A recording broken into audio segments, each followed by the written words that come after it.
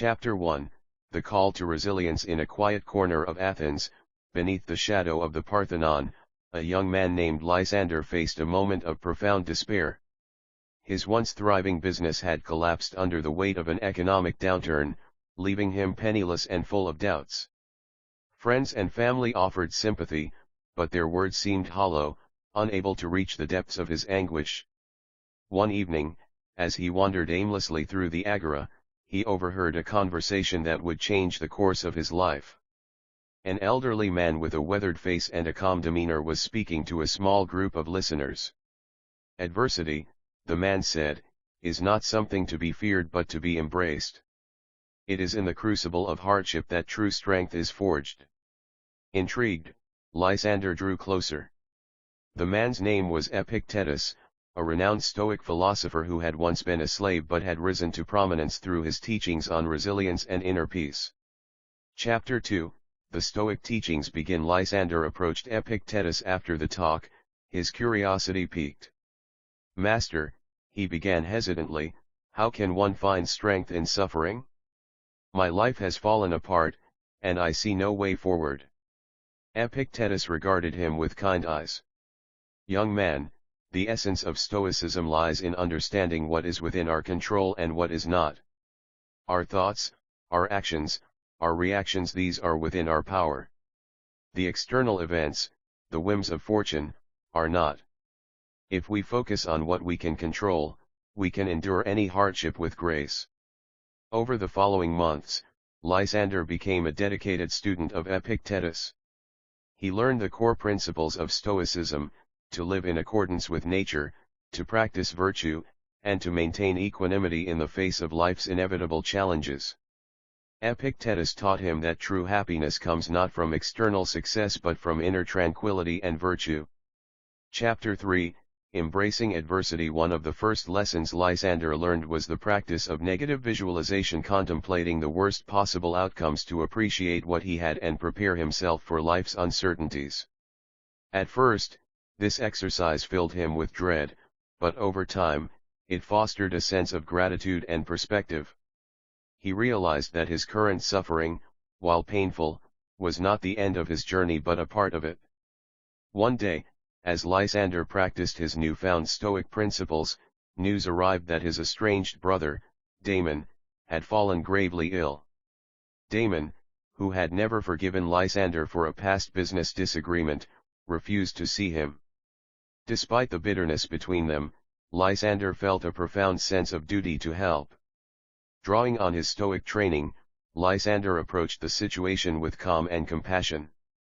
He visited Damon daily, sitting silently by his bedside, offering what little comfort he could. Gradually, Damon's hardened heart began to soften. The brothers reconciled, finding peace in their shared humanity.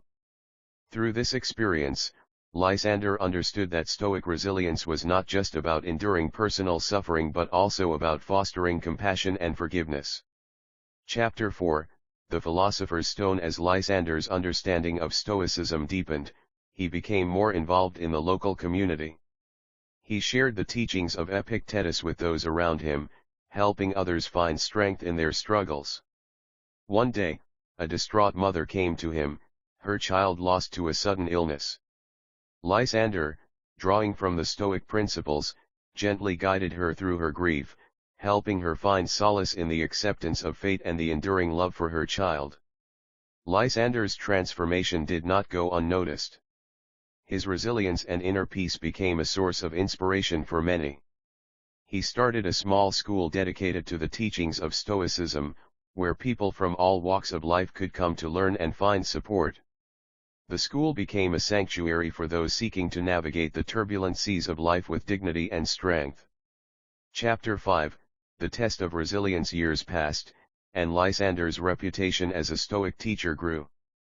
He faced many trials: political upheaval, personal loss, and even a devastating fire that destroyed his beloved school. Each time, he applied the principles of Stoicism, accepting what was beyond his control and focusing on rebuilding with patience and perseverance. One of the greatest tests of his resilience came when a plague swept through Athens, bringing widespread death and despair. Lysander's closest friend, Theon, was stricken with the illness. Despite the risk, Lysander stayed by Theon's side, providing care and comfort. When Theon passed away, Lysander grieved deeply but found solace in the Stoic practice of accepting fate and cherishing the memories of their friendship. In the face of the plague, Lysander's school became a center for aid and support. He organized relief efforts, provided shelter for the afflicted, and taught the principles of Stoicism to help others cope with their fear and loss.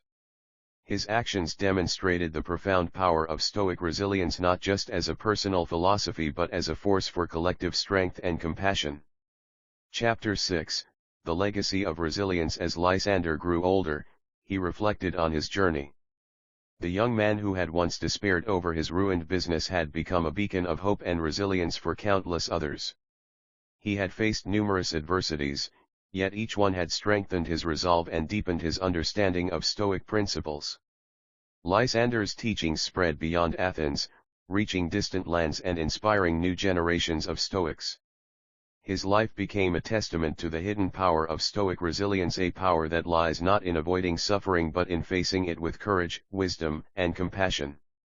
Chapter 7, The Eternal Flame. On a serene evening, as the sun set over Athens, Lysander gathered his students for one final lesson. He spoke of the transient nature of life and the enduring power of virtue. Remember, he said, that our greatest strength lies within.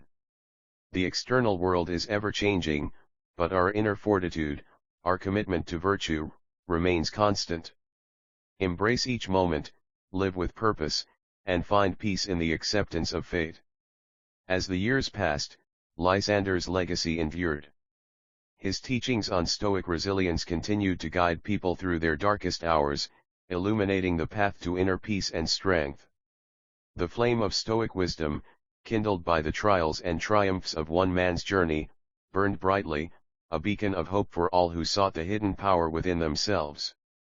Chapter 8, The Seeds of Stoicism. In the years following Lysander's death, his teachings continued to spread like wildfire through the Hellenistic world and beyond. His students, inspired by his life and resilience, dedicated themselves to preserving and sharing the Stoic principles.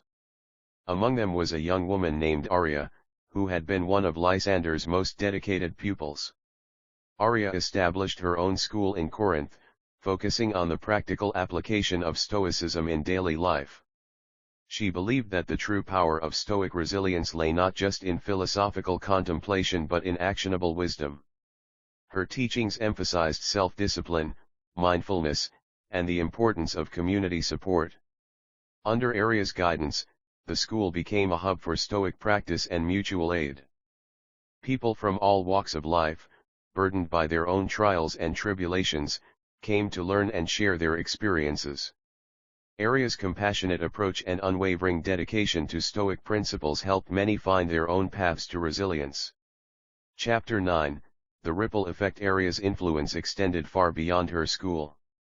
She corresponded with other Stoic teachers and philosophers across the Mediterranean, fostering a network of support and exchange of ideas. Her writings, rich with practical advice and personal anecdotes, became widely read and respected. One of her most famous students, Cassius, traveled to Rome to share the Stoic teachings with the heart of the empire. In the bustling, often ruthless city, Cassius found many who were hungry for the inner peace and resilience that Stoicism offered. He established a small but dedicated group of Stoics who practiced the teachings in their daily lives, offering a counterbalance to the chaos and corruption around them.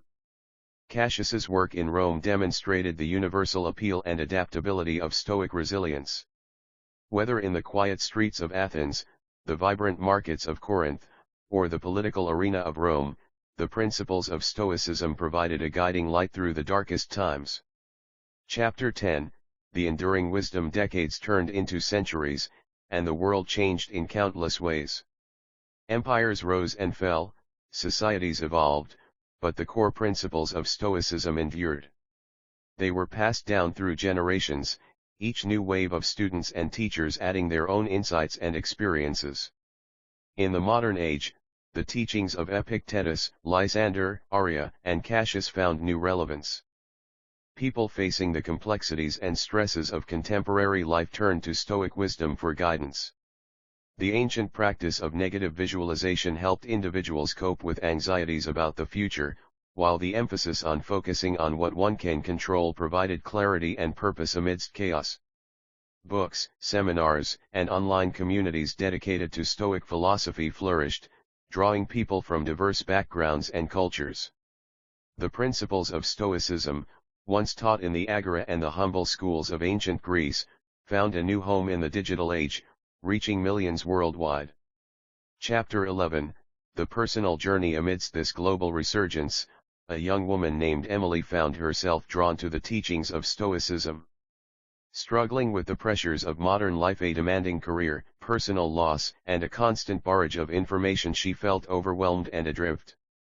A friend recommended she read The Enchiridion by Epictetus.